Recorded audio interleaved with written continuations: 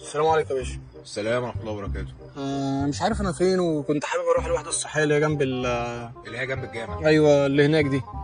لا دي يا باشا قريبة، تعالى وصلك. مش حابب اتقل عليك يعني. لا يا باشا تحت امرك، يعني اركب وما يهمكش، احنا واحد. ربنا يخليك يا باشا، ربنا يخليك. اركب عادي؟ يا باشا اركب عادي، فكني بس. ماشي، مش حابب اتقل يعني. لا يا باشا.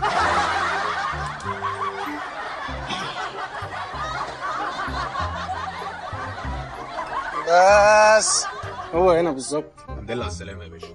الله يسلمك يا حبيبي، انا عايزك تعدي عليا بكره تشرب حاجه في المكتب بقى.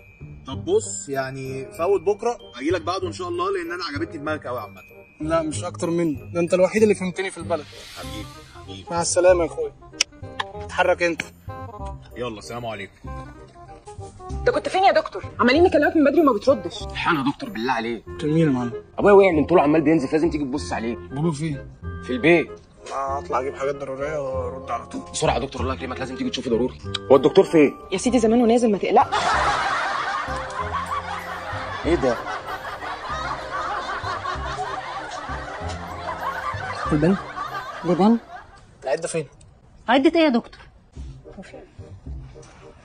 بص ما تقلقش ما تقلقش. ما تخافش، دكتور عاطف ده دكتور شاطر جدا.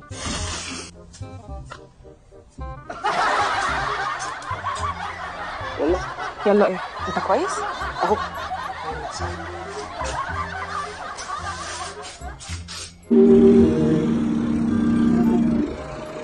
بقول لك ايه، ما تشغل اغاني. طب لف بيا، لف كمان في البلد. طب واحده واحده بس عشان المكنه ما تقلبش بينا. اتفضل يا دكتور. الحمد لله. خير مالك؟ دماغي.